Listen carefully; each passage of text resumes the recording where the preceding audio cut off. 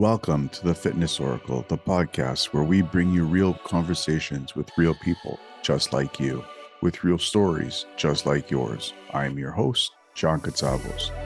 Today, we have a remarkable individual who embodies the essence of resilience, triumph, and personal growth, Avi Wolfson.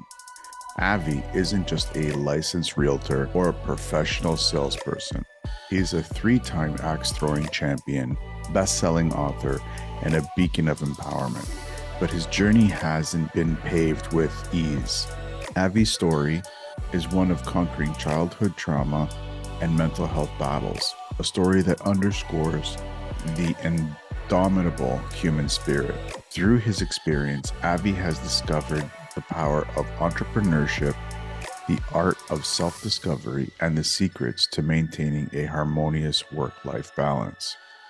Throughout our conversation, Avi reveals the secrets to succeeding through failure, a concept that challenges conventional wisdom but has been the cornerstone of his journey. He invites us to embrace vulnerability as a strength, a force that allows us to connect on a deeper level, fostering authentic relationships. Facing and dealing with your bad hand is a theme that Avi explores intimately. He shares insights on how to overcome adversity, transforming hardships into stepping stones to personal growth. Avi's philosophy resonates with the Law of Correspondence, teaching us that the challenges we face externally often mirror the battles that we grapple with internally.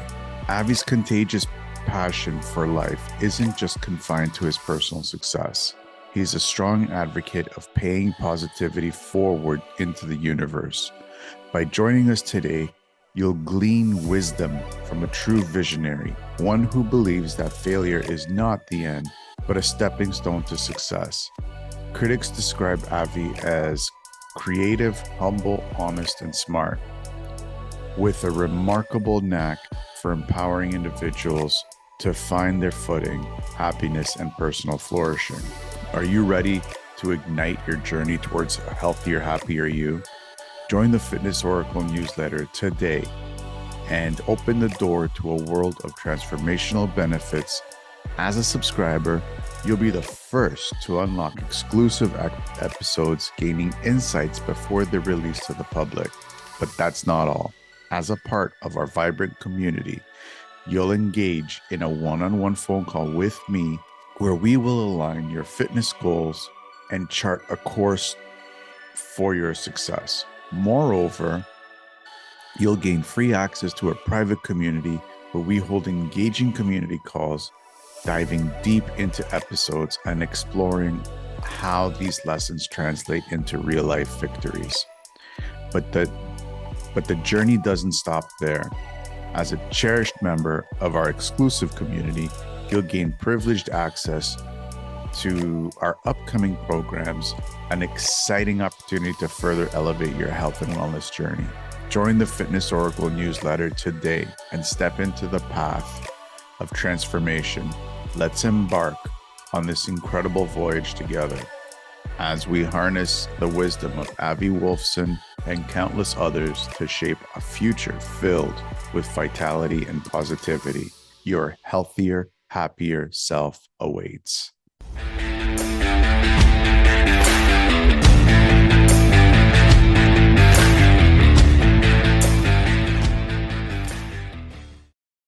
Avi, welcome to the show. Hey, thanks for having me, John. Super excited to be here. Really an honor to speak with you.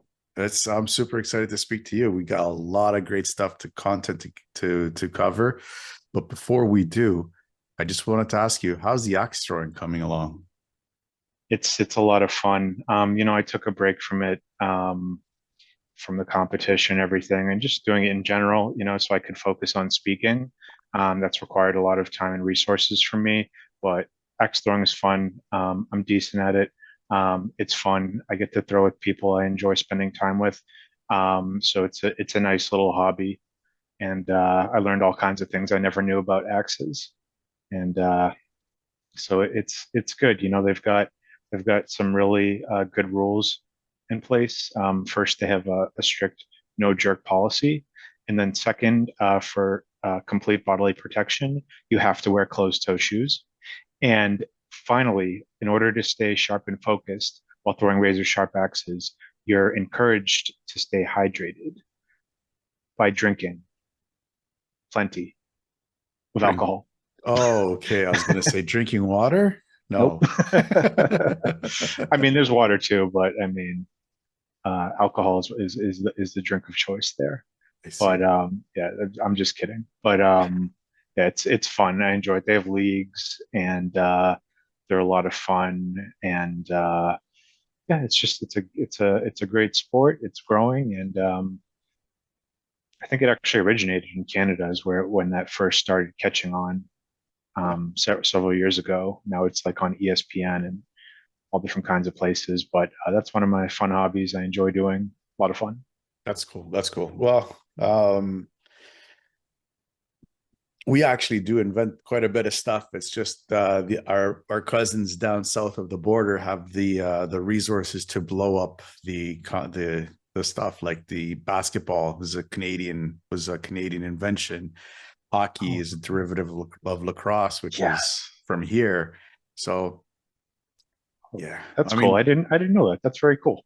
yeah, without you guys down south or cousins down south of the border, it would just be the Canadian stuff, and that's not a very big market. Yeah, it's funny though. I feel like I've connected to a bunch of people. One of my speaking coaches is from, I believe he's in Toronto. The guy that I took a self-publishing course, he's based in Canada. So a lot of good stuff coming from there. Um, so maybe I should consider moving. Stay where you are. Yeah. Okay. The taxes here are ridiculous, but Are they oh, yeah, it's bad. It's worse bad. than here? Uh, you guys have some places where you can get away from the taxes, but it's That like, is true. yeah, There's a in couple. Canada, it's like just ridiculous. Oh wow. Yeah, That's how they can afford to have the free health insurance, right? it's not free. It's not free. People think it's free. No, we pay for it through our taxes. Yikes. We just don't see it. That's the only difference is Yeah. when you don't see something, you assume it's free, but it's not because you're paying it in tax. This is completely off topic of what we're going, what we're doing, Right, right. and why you're here. But Yeah. let's shift a little bit Sure. and Shift gears. get a little bit on topic. Sure, sure. I always start off the podcast with asking these two questions of my guests. What first got you interested in starting All Star Parents? So All Star Parent came out of an idea from I'm one of the co-founders, and it started by as a parent, I have a daughter. She's 12, and a couple other friends, and they have kids. And one of the things we were frustrated about is that we have very little time as parents, and we're very strapped. And we have a lot of things we need answers to very, very quickly. And there's a ton of noise, resources, so many things out there. So it's like, where do you even begin? Right. So it came out of frustration of, or necessity really, that we needed answers quickly and about topics around parenting. And so that's how All Star Parent was born, out of the necessity to get the best parenting information very quickly, right? We don't have like days, weeks, months to just like read through books and books and books. We have particular issues, whether it's raising teens, toddlers, dieting, technology, and really it's a huge area, right? So there's so many things revolving around parenting, and we need answers quickly about a lot of different things. So we started taking all of the best thought leaders in the parenting space, all the top authority figures that are most well recognized and known, and we took their hour-long podcasts, or roughly an hour, and we broke them down into just like a 5-minute read, to make it super digestible, all the best meat and potatoes, and you get your answers quickly instead of spending countless time. You're getting it in a few minutes. So it's been a great resource for a lot of parents. It's free right now. At some point, there'll be like a subscription offering, but for now, it's free as we build it up and get more subscribers. But it's a phenomenal resource. Any parent listening, or you know of somebody who's a guardian or parent, or just wants to understand parenting better, it's a great resource. All Star Parent.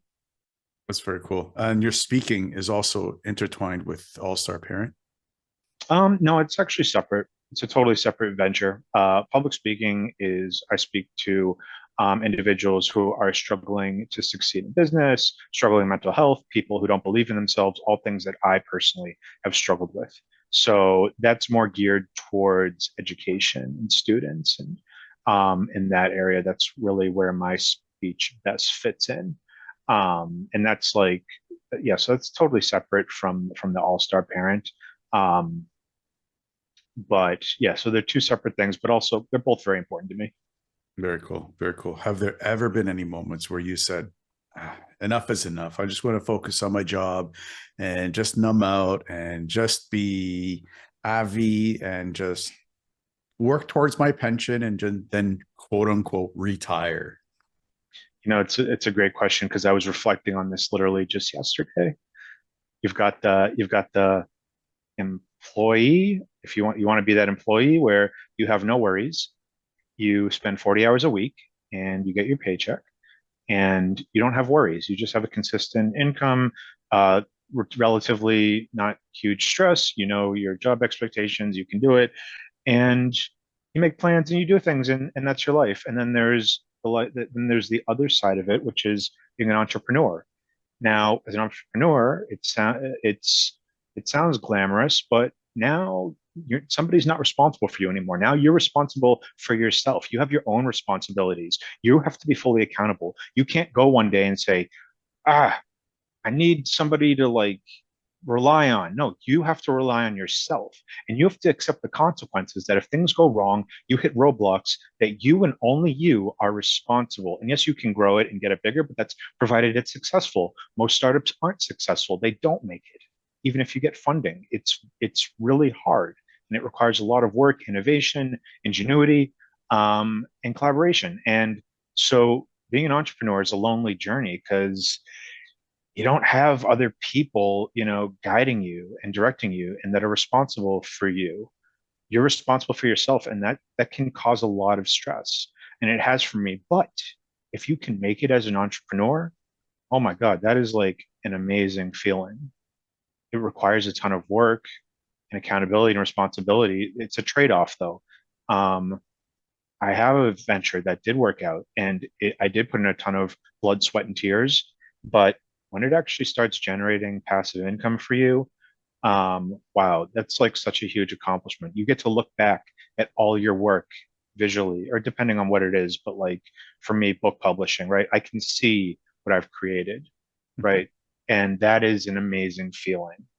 But sometimes I do think, man, this is a lot of stress. Can I take a break from this? And you can't.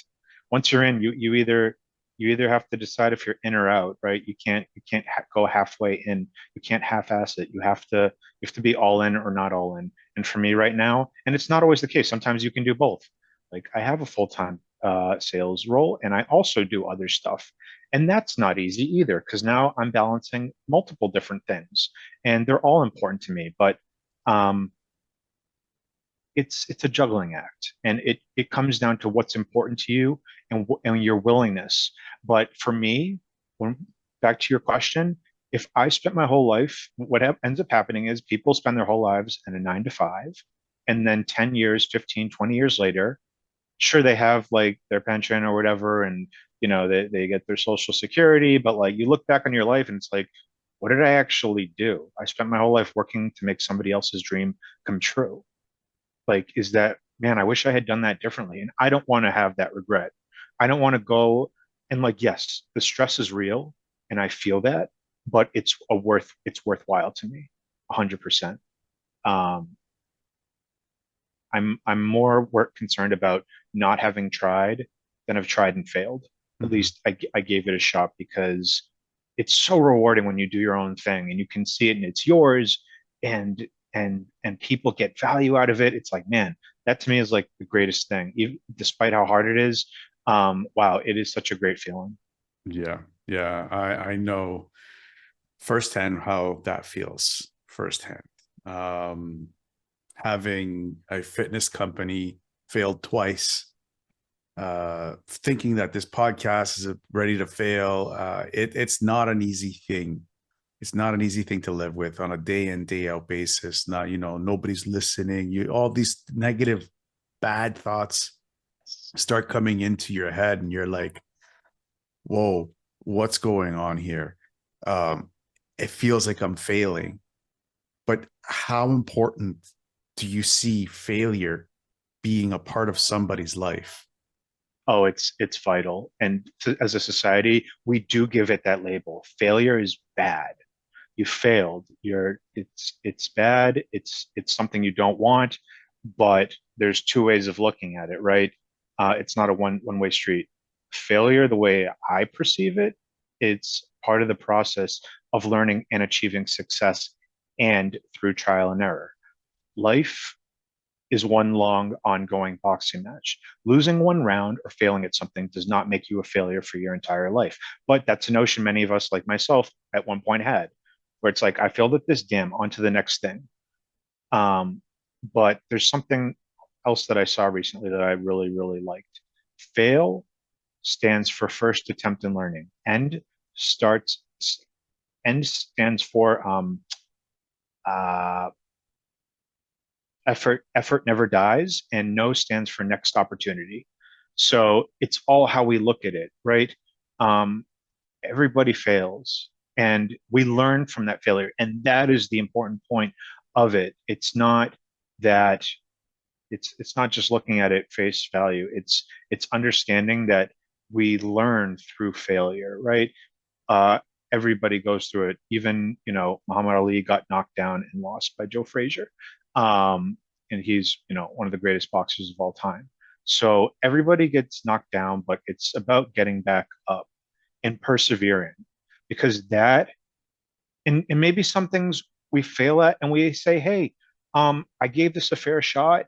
Um, and I'm on to the next thing, right? Because I don't like this, or it's not working, and I've put in a lot of time. Because if we sacrifice something and give it our whole life, like, we don't want to look back and regret, like, that just wasn't for me. Because that's about balancing realism with optimism, and I talk about that as a speaker, right? Because I have done things way too long where I ended up not getting. I plateaued, and I just, like, I hit this threshold, this limit, and I couldn't get past it. And it's like, okay, am I willing to sacrifice the rest of my life doing this, or am I just gonna, like, cut ties and, like, on to the next thing? And oftentimes it's a great decision. I find something a lot better. So it's not so cut and dry. It's not so obvious. It's a gray area, but you kind of have to decide for yourself and gauge when you've given it your all, and either accept that it's a pursuit not worthwhile, or you want to give it some more time, or however it is. We all have to make that decision for ourselves. So um, it's almost like having like blind trials kind of thing. Like say, okay, you know what, I'm going to do this. I'm going to see how it works, and see if it sticks. So it's all that kind of leads into another question that Mhm. I want to ask you. That, like, I'm a huge Star Wars fan. I geek out on Star Wars on a daily basis. It's one of my things. Yeah. I'm wearing the Millennium Falcon t-shirt. Nice. So, and it's something that Yoda actually says to Luke Skywalker: "Do there is no try." How true do you believe that saying to be? I think it rings very true, and it makes me think of somebody else. Makes me think of Bruce Lee, and I can't even think of. He has a lot of different quotes. One of them is like, "Be like water, don't like." So, and to that same point, what you just said, it's like, yeah, you have to do, and you don't know what doing is going to result in. That's an unknown destination, but you're moving towards it. You're putting in effort, right? Um, and so there has to be effort, and there has to be, you can't know until you start doing it, right? You can talk about it, you can dissect it, you can analyze, and you can prepare. But if you don't start at some point, you'll never go anywhere. So that's what that means to me. And that is extremely important because oftentimes, especially somebody like myself who has perfectionist tendencies, waste a lot of time trying to prepare myself and brace myself, and that's like true of like speaking, right? Nobody ever becomes a perfect speaker, right? We're all reaching for self-actualization. I was on another podcast and we talked about self-actualization as it's not a destination. You don't reach that ever. You just strive towards that always. You're constantly improving. You're better than the person you were yesterday. It's a constant improvement. It's not about reaching a destination. And so um that's what that means to me. It's like you put in the effort, you just do it, and then it will reveal to you. You'll get the feedback. You'll understand where you're at, and you'll be able to gauge how to move onwards and upwards, or what direction you need to go in based upon how that goes.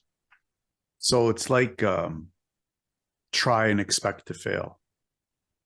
Yeah, yeah. I mean, you don't expect to fail. Like, um, that's just a possibility that could happen, right? Like when I threw axes the first time, I had no expectation that I was going to win, and I wasn't anywhere near the top. Quite to the contrary, I was actually ranked towards the bottom, and I didn't go in being like, "Hey, I'm gonna fail." I came in, I have no expectations and I'm just going to do my best. I'm going to savor the competition. I'm going to enjoy the competition. And I ended up winning that night. But I didn't go in expecting to fail. I went in optimistic that I could that I could win, but I may not win. But I didn't go in expecting to fail. But there's always that chance, right? Mhm. So yeah, that mindset is an important one to note. Like we don't want to go in like expecting to fail, but if we do, we accept that and we look for the lessons to learn to come back harder and stronger for the next time around. There's so much to unravel there. So much to unravel. Yeah, Uh, because something like that actually it shows their hand. And if people keep doing stuff that's hard for them, they may keep failing and over and over and over and over. And they may get this mindset that, you know what, life's giving me a bad hand right now. And it's very tough for somebody who's already in that situation to help them get out of it. First and foremost, is there such thing as life dealing you a bad hand? absolutely. And somebody I want to note that was a huge inspiration to me, um, that gave me a ton of direction from one of his books is David Goggins, and he wrote the book Can't Hurt Me. And um, as somebody who has like struggled in that area, who felt like I have nothing to offer to the world, I don't know what I'm good at, I don't believe in myself, like that is part of my bad hand, right? I look at we all have a card we're dealt with when we come into this world, right? And but the point isn't about like the cards that we're dealt with. It's how we play the hand, right? So even like for me, like part of my bad hand is I was diagnosed with a major depressive disorder and bipolar disorder type 1. Now, at looking at the face, these look like really bad things, but I learned how to play them better. And by that, I mean, when I reflect on these conditions that I can't escape and they're with me for life, and I do treat them, I also look at them in a different way. I look at them as depression has taught me gratitude for the people in life that make me happy, even on days when I feel down. And for bipolar, when I feel manic, I've learned to channel that energy into good things. So they look bad from the outside looking in, but if we look at these a different way or we play these a different way, I'm taking that negative energy and I'm siphoning it and channeling it into something positive, like public speaking, like my All-Star Parent newsletter, like other projects that I have that are helping me grow as a person. So, yes, we all have a bad hand.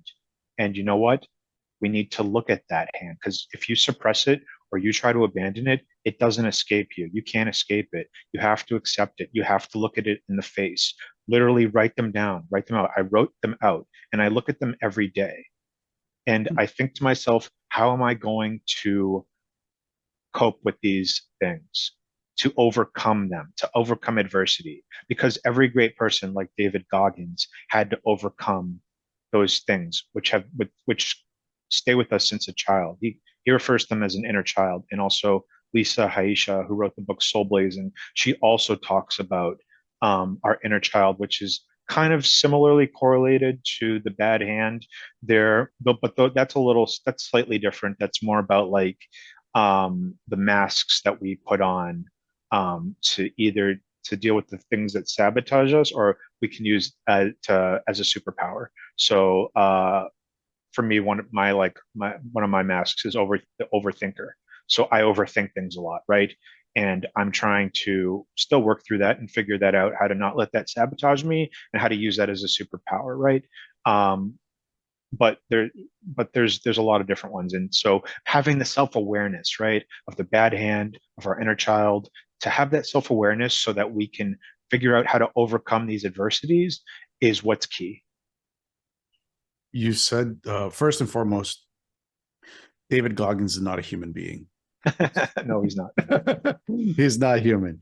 Yeah, he's just like next level, like human. Yeah, Um, I could never hang with somebody like him, but like as like his methodology and his thinking is brilliant. oh And yeah. I mean, especially from where he came from to where he's at now, like it's just brilliant. And he's helped me to get through some rough patches, right, and bad things in my life. And so he gives the guidance that you don't have to be in the military or a Marine just to do that. You can be an ordinary person and still apply his principles and benefit it to have a better life for yourself. Yeah, yeah. You said a couple things that I want to touch up on. Gratitude with depression. Now, from a man that suffers myself with depression on a daily basis almost, it's very tough for us to look at a sheet of paper and write down what you're grateful for. And I'm not talking about the constant great gratitude that you have for for your friends, your family members, your nieces, your nephews, your kids. None of that. I'm talking about really grateful for and why you're grateful for them. What are some of the tools that you use to help you identify what you're really grateful for? I think having somebody from the outside looking in can be very helpful, because I can relate to you when you say that, John, of like, I'm not saying it's a cakewalk or like it's easy to just like every day I can just write some things to be grateful for and my depression goes away. That's not what I'm saying or suggesting. Uh, what I am saying though is that if we can find other people to say like, wow, it's really great that like you know, you were born and you can use your hands, you can walk, you can you have these things, and it doesn't seem like that would be helpful, right? I get that, especially when we're frustrated and really struggling through something. Like some days it's like, no, I'm not going to be able or be in the right mindset to do that, and that's okay. It needs to be when I'm in a place where I can actually like have the headspace and be in an okay, not really mood, but just like in a mindset where I have the capacity to be have an open mind, that I can allow other people to tell me things that maybe I don't take the time to really think about. Like I have hands, I can walk, I can speak, I can hear, I can see. These are all things that like many people aren't able to do. And like, yes, when we think about our own stuff, it feels like, wow, nothing can be worse than this. Like, but like it really could be worse. And until we take the time to really stop and think about the people who don't have the things that we have, that is where the gratitude actually happens. And it seems weird, like, why would thinking of somebody else make me feel better about myself? But it just works. It does. And I'm not saying it's easy, and sometimes it is frustrating because it just feels like things can't possibly be worse than how we are right now. But even if we just push ourselves to write that down or have somebody else point these things out to us, the few things that we have that maybe other people don't, it can start to allow us to feel a little bit better in recognizing that we do have things that we can be grateful for, and that does cause some kind of reaction within us to feel even just a little bit better. Mhm. It's interesting because I've tried that before in my past. Like, try at the end of the day, write three things that I'm grateful for, and it almost felt like it's like constantly regurgitating what I said yesterday. It's like, well, this is, of course, I'm grateful for my parents. Of course, I'm grateful for my sister. Of course, I'm grateful for my nephews. Of course, I'm grateful for my friends. But it didn't feel like an honest answer. Mhm, mhm. You know what I mean? And I t- it's really tough for somebody who's suffering to really identify what are you truly grateful for mhm. today. Yeah, so one more thing that just made me think of, John, is what I do. That because right, it's so easy as a man that also has depression like you. It's so easy to get in that mindset of self-sabotage of like all the things that we don't have and like, yeah, it's great. And I totally get you. Like, yes, I have sisters and parents, but like that doesn't make me feel better right now. That doesn't help me to write it down. But what does help, that is kind of along the same lines, are the things that we do think about, but not enough, but are so important because we have them. They're inside of us. And it happens all the time, but we just forget about them and we push them to the side. And those are what I'm talking about, are the things, the positive things that people say about us, right? Like when I speak publicly, people have that maybe I'm not even close to, which makes it even more meaningful to me personally. Avi, you really inspired me when you spoke. Wow, Avi, that was you had a you did great in that game, or whatever. It could be the smallest things, but when people take the time to recognize us for something positive, write those things down. Those are the things we should be looking at. I want to tell you, John, today, you have one of the best podcasts I've ever listened to. It's so meaningful to me, and I enjoyed being a guest on your show. You're a phenomenal host, and you make the podcasting space in this world a better place because of the people you bring and the positive impact you make. Though that is something powerful, and as an example, and I do mean that, and like things like that, when those things happen, it brings a smile to your face. Yeah, it does. And right, and and those are the things that we don't want to lose sight of. We want to write them down because it's so easy to forget them. I forget so many things. It's so easy, and we don't think to hang them up and look at them. But when we do, and we start creating a space, like literally in our own space where we're sitting, and we have like a card or just some words, like this card somebody just sent me, right? Like something like this, I could see just like throwing out in the trash. But it's somebody who is a student in my speaking class that I helped. I went out of my way to help her because we both have a bipolar disorder. And she said, Avi, thank you. Thank you for all your help. But most importantly, thank you for your friendship. Love, Maria. Like, wow, this is so powerful. This card. I'm going to hang this up. I'm going to tape it to the wall behind my monitor so I can look at it every single day and be reminded of something that can bring even a little smile to my face to remind me that, like, yes, I still have the depression, but maybe this lifts me up just a little bit. Mhm. Don't throw those cards out. Don't throw those memories out. Take those. You own them. Keep them forever. Let them validate you. Let them make you feel just a little bit better, and Yeah, that can be really empowering and really set us on a positive path, a more positive path to just help us even just a little bit more. that's um that's really powerful.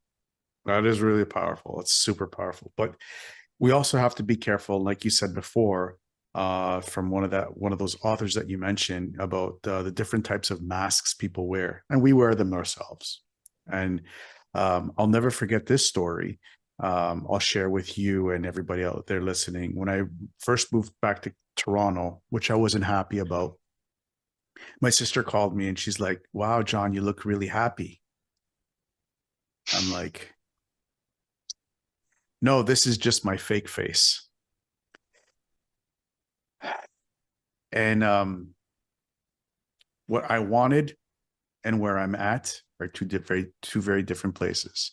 So I have to pretend that I have to put that happy mask on and pretend that I'm okay. How long can somebody last with these kinds of masks, which they know they're fake? They know deep down inside they're fake, but out of necessity, out of I guess the best word to say is necessity. How long is it possible to maintain that? That's a great point you bring up, John. And I feel like most of my entire childhood consisted of that, putting on a happy face, which can be really, really damaging to ourselves as humans. Because right, that takes a lot out of us. It's exhausting. It's not reflecting ourselves, and um, it can lead to like unhealthy like behaviors and like just like have give us a lot of trouble in terms of like identifying who we are as people and being authentic because so much of our time we've had to spend being unauthentic, right? With this fake smile. And I can very much relate to that. And so I think for me, one thing that's helped a lot is therapy. That's something that I'm not ashamed to say that benefits me. And I mean, when you think about it, right, there's a great analogy I like to make because people immediately, when you say therapist or doctor, they think, oh, what's wrong with you? Like you have to see somebody because there's something wrong with you, and that's just not the case. If you started a business and you had the option to have a business advisor who's been doing business for 30 plus years, or you could just do it by yourself with nobody to give you guidance, which one would you choose? Of course, you would choose the Give, business advisor give me that the would deal. business advisor. Yeah. So the same thing applies to your mental health. If you had the option to have um, a, s- a doctor or a psychologist, a therapist, whatever, to guide you, it's the same thing. They're just like a business advisor, but for your mental health, which is just as, if not more important, right? Because if we don't have our health, we can't do anything else, right? So our health is like the number one most important thing. Otherwise, we can't do anything else. So think of the doctor, the therapist as your business advisor for your mental health. So if we're having trouble like finding who we are, who our authentic selves are, this is a lot of stuff that is deep rooted from our childhood, right? And this isn't always fun, but it's the stuff that we need to go through so that we can start to rewire our minds to get us to a place because it's something I've struggled with immensely. Like, who actually am I? Am I the person that's just trying to fit in or put a smile on my face because everybody else is, even though I feel like horrible right now? Um, that can be a tough thing. And it can be even tougher to be vulnerable about because you can't share it with everyone your vulnerabilities, right?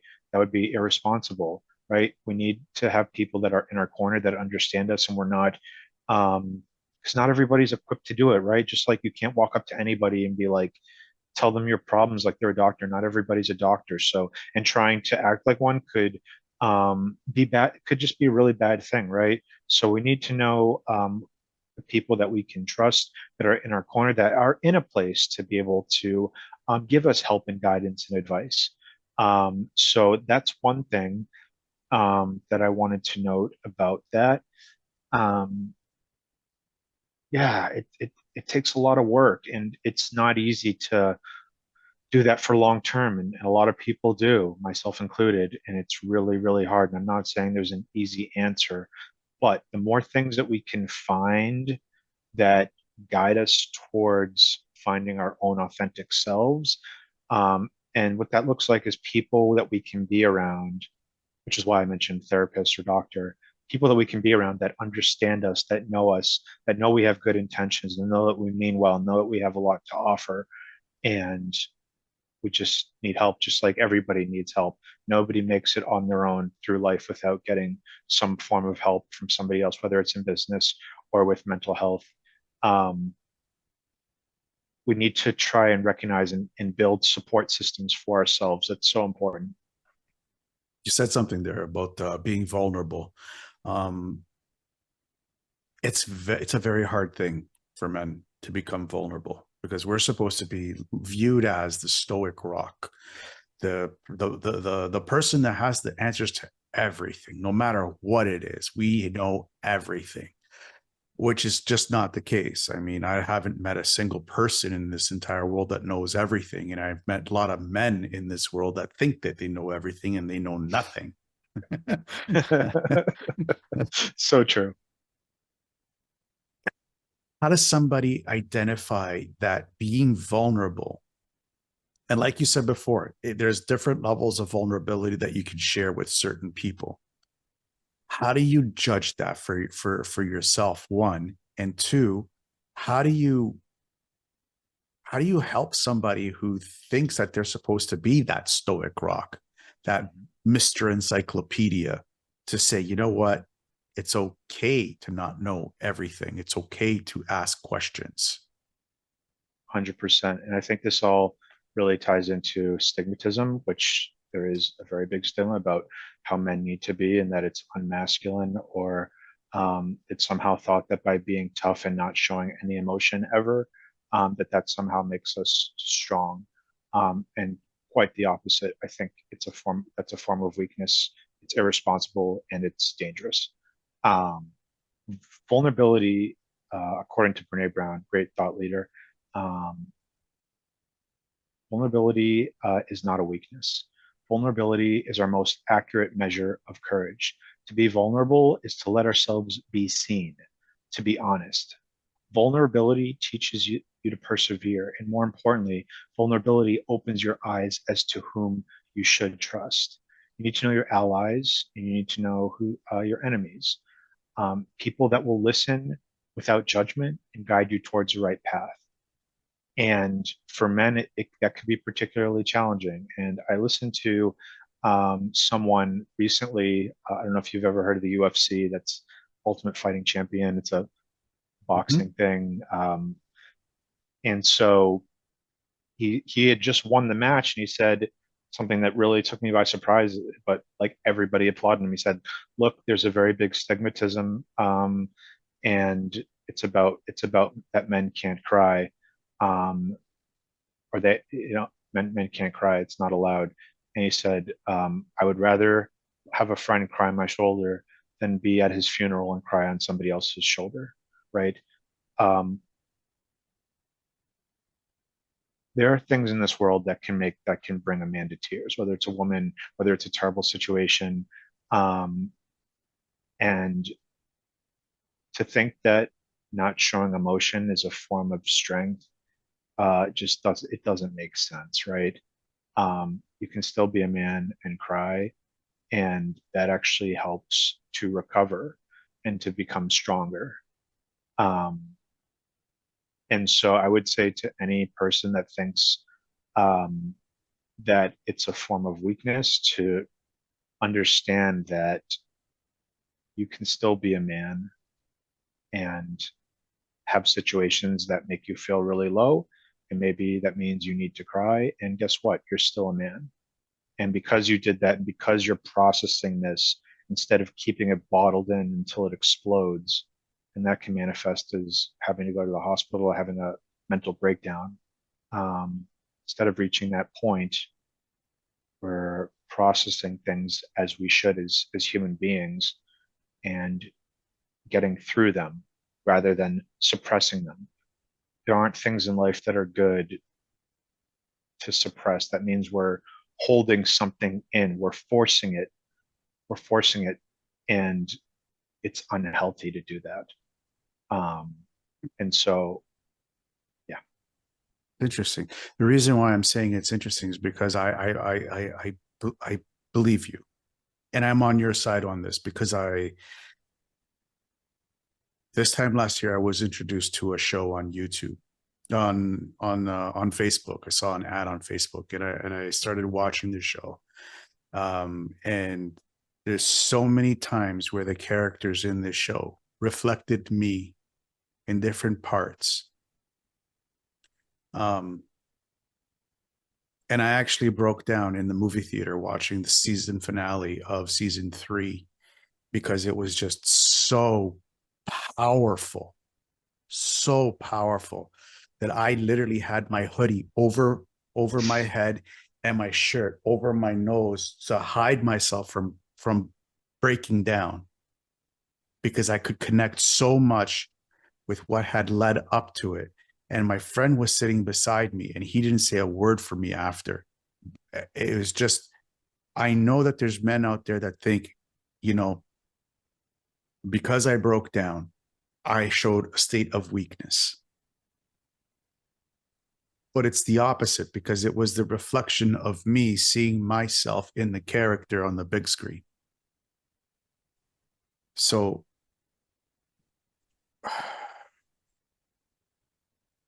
do you think that it would have been okay for like me just to just in the movie theater? You bring up a great point, to be honest with you. I don't know if you heard in the news, but there was a man in New York who was a victim of a hate crime. He was listening to some music. I think it was like Beyonce, and a group of people approached him and they told him to knock it off. And he stood up for himself and he defended himself. And then one of the people that were harassing him stabbed him and killed him. And he was pronounced dead at the hospital. And it was said that it was a hate crime. This man was gay and he was stabbed because he was listening to a song by Beyonce. There's stigmatism, um, and it's a big issue. And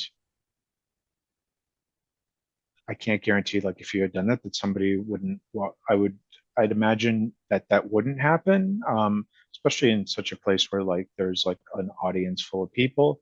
But I totally can relate to um, that feeling of like not wanting to have people see you in that state, because I would have felt the exact same way, worrying if somebody saw me that they would treat me differently or make me feel bad for that or even attack me, like what just happened in the news over this weekend. Mhm. So I would say like this is a real stigmatism, and it's 100% fine that you did that, and you shouldn't have to hide that. This was something that was extremely moving and personal to you. Um, and you know what? There's movies that are extremely moving, and by somehow the idea of suppressing those emotions is considered manly just is ridiculous. Um, Being a man should be about being responsible, being accountable, being good for your word. Um, there's so many other things that of to me that what it means to be a man, and they apply to women in the same way. We're just different genders, but it just to have these like old school ideas of what a man is and isn't is just it's just ridiculous to me. And I think that it's going to take more time before we're able to be our true selves and not have to worry about being shamed or put down because we don't hide our emotion. Um, and it's really unfortunate. Um, but I do know for a fact it's really unhealthy that men, the notion of what being a masculine man uh, is in society and that stigma that's associated with it. It's interesting because you said the old ways, the old line of thinking. But I can remember stories being. I was raised Greek. I was raised Greek by, so I know my ancestors, and I heard stories about, this the 300 in Thermopylae, Alexander. He grew up with stories of Achilles and in Troy, and Achilles is one of my favorite stories because he showed, for me, Achilles and Alexander showed me what a man should be: fierce, vulnerable, have the ability to fight, but stand true to his word. I remember when Patroclus fought Hector and died, Achilles was in mourning, crying for his cousin who died. Alexander, when he found out that some people died from him that were close to him, he cried. He would create games that was part of our custom back then. But they showed their vulnerability. That's what made them true, strong leaders. So I find it interesting that you say that we have this historical backing of what a man should be, a stoic rock and thing, this and that. And I believe you because I see it myself.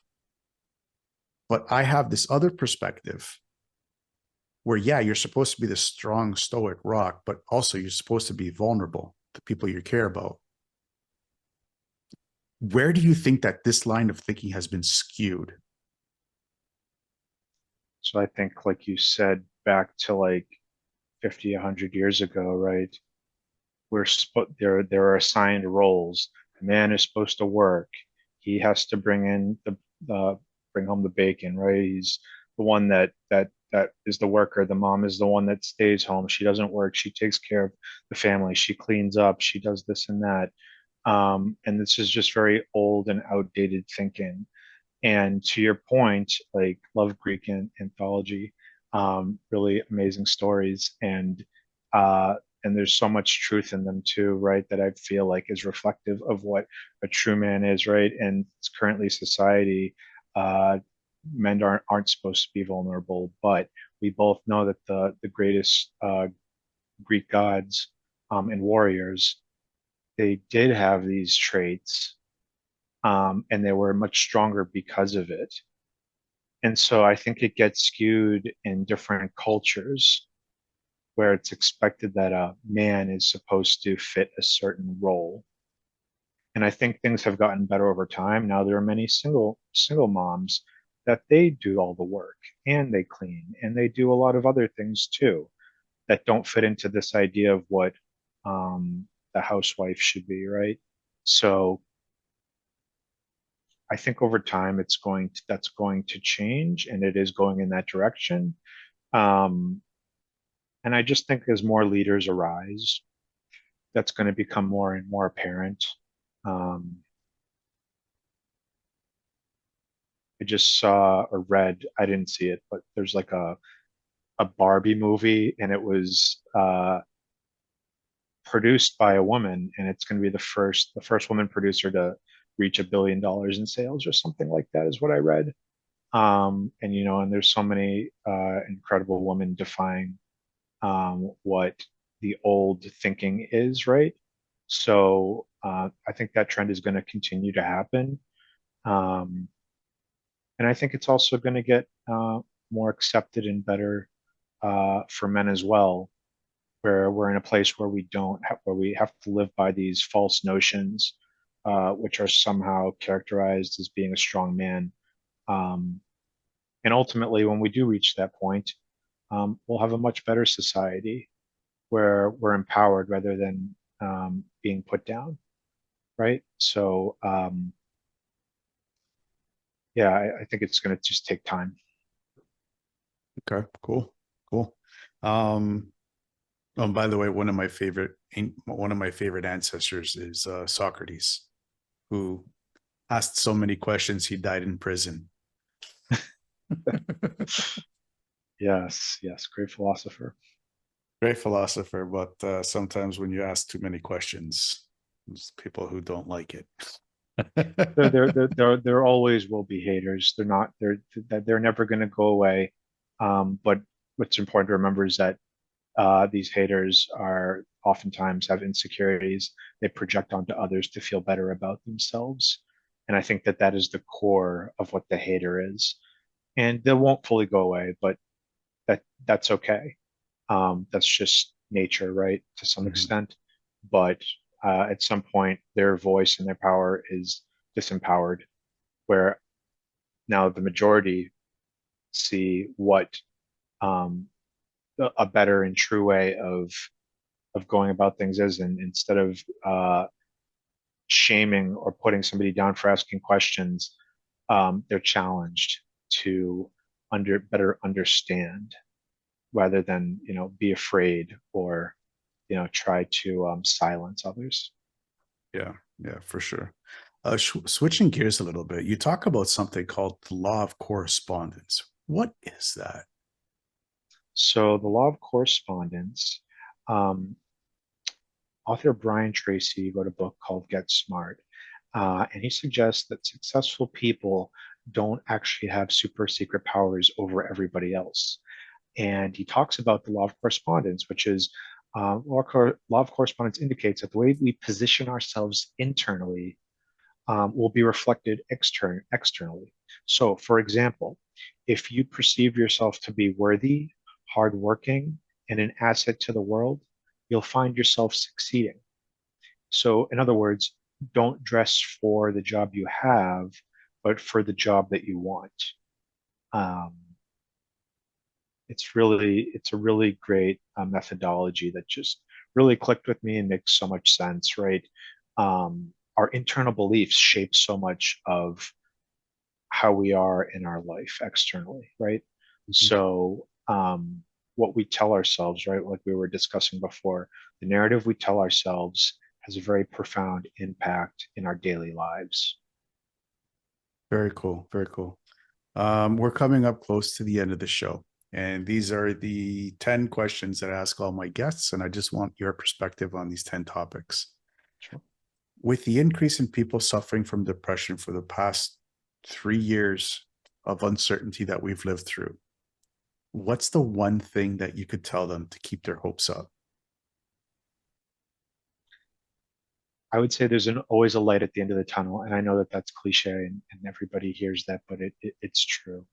And that's coming from someone that I myself have spent what feels like an eternity going through a tunnel and feeling like there's no hope. And but there is hope, and there really is light at the end of the tunnel. And time does heal all. And even when things are hard, to remember that there are people in the world who care and that you are worthy of love and belonging and you have a purpose and that's why you're here and things are going to change for the better. You just need to keep sticking with it, and you will get there, even if it doesn't look like it's in sight. Oftentimes we never realize how close we are to reaching our goals, so stick with it. It's worthwhile. Very good message. Very good message.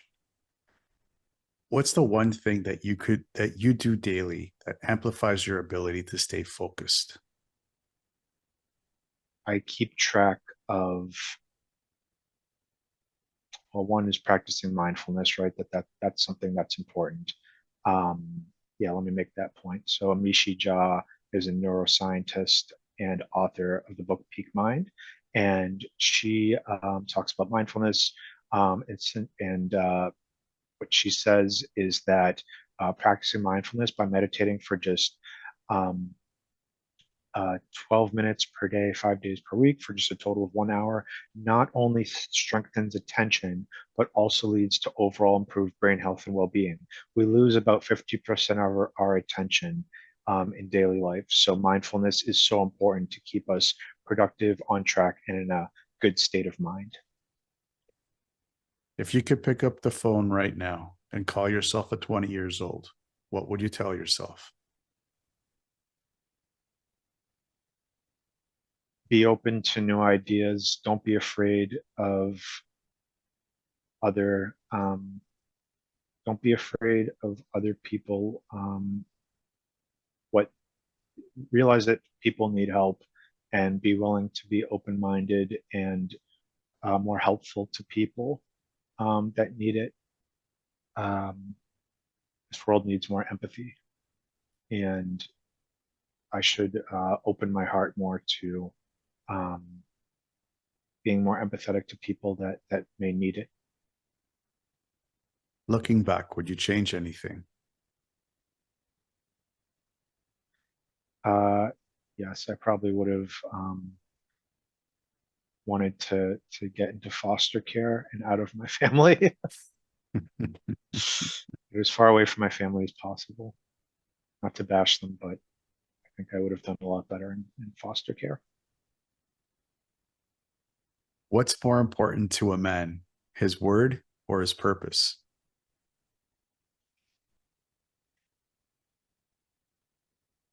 His well, they kind of coincide with each other. Being good for your word is they're both equally important, but in different ways. If you're good for your word, you'll build stronger and healthy relationships. If you're not good for your word, you'll distance everybody away from you and with people who don't trust you and won't speak well of you. Um, you need if you do, you need to find your purpose so that you can have your why and meaning in life. If you don't have a purpose, you will never be happy in life. What scares you? The leaders of this country and our administrations from the previous, most Wow. notably, that worries me about this world and the direction we're going in. And You can't the control the leaders. we can't, but we can bring uh, better leaders and have a better rippling effect in other areas to um, maybe influence at the highest level things going in a better direction, if that makes sense. Yeah. Yeah. Where do you see your business, All Star Parent, and your speaking business in the next 5 years? Doing very well. I expect by then for both of them to, really have matured into full-fledged businesses, both of them independently, uh, making big, positive, good change in the world and flourishing and thriving and doing very well. How about you personally? Where do you see yourself personally in the next 5 years? I don't have a crystal ball, but I'd like to think that, I do speaking, public speaking regularly. Maybe I find the love of my life. Um, and I have a good relationship with my daughter. I'm doing work and have projects that are meaningful to me, playing more sports, spending time with friends and family. Where can people find more about you? Just reach out to me on LinkedIn. It's just my name, Avi Wolfson. And then also check out All Star Parent. It's allstarparent.substack.com. And again, the best way really is I do all my connecting and networking from LinkedIn. So just reach out to me there. You can find me searching Avi, AVI, Wolfson, WOLFSON on LinkedIn. Cool. And we will post all your links in the show notes so everybody has easy access to you and all your content. Fantastic. Thank you so much, John. No problem. Any final thoughts? Uh, yeah, no matter where you are in your journey, just realize that you are good enough. I know for a long time, I myself questioned and kind of as we talked about earlier, having that inner voice. It's just so easy to self-sabotage, but to recognize that you're in this world for a reason, and you have a purpose. And if you don't know what that purpose is yet, to keep searching because you will find it. You will find what makes your heart beat and what your purpose is. And you'll do that by keep trying different things. Don't ever stop exploring. Keep looking. You will find it. Everybody is good at something. You'll find what it is that you're good at, and that's meaningful to you and gives you joy and happiness. And that's why we're all here on this earth. Avi, thank you so much for coming on the show. It really does mean a lot to bring on somebody who's going through what I go through on a daily basis. To have an honest conversation with them. Um, you and I can both, while our pasts are completely different, we can both sympathize with each other of how hard the struggle is, um, and for you to be able to turn it into something productive, something to go through all that hell, all that crap, and turn it into something positive. It really speaks to the kind of man that you really are, which is a good man and someone who wants good in this world. So I applaud you for that, and I thank you for the courage that it takes for you to come out and speak about that. So thank you so much for that. Such an honor. Thank you so much, John. I really appreciate it. Going through hard times is just a test. What you need to know is that when you get out of whatever you're going through, you will be stronger than ever before, and you don't need to go through it alone. Always know that you are not alone. Stay tuned for more real people with amazing stories that are just like yours. Until then, to everyone out there listening, I wish you a good morning, good afternoon, or good night, wherever you may be in this crazy world. Hey guys, John from Resilient Reboot Productions and the Fitness Oracle. I just wanted to thank you for watching this episode, and I really do hope that you enjoyed it. Please don't forget to subscribe, hit that bell, and share this episode if you are watching this on YouTube or on Rumble. If you are listening to this on iTunes, Spotify, Google Podcasts, Breaker FM, or whatever streaming service that you may be using, please give us a 5-star rating and a positive review, as it will help us reach out to more people that are suffering from mental health issues. Now, if you haven't done so already, I am offering access to a free weekly newsletter that we send out every Sunday, and it's jam-packed with podcasting tips and health and wellness tips to keep you balanced in the podcasting and content creating space. So if you haven't done so already, sign up to this free newsletter.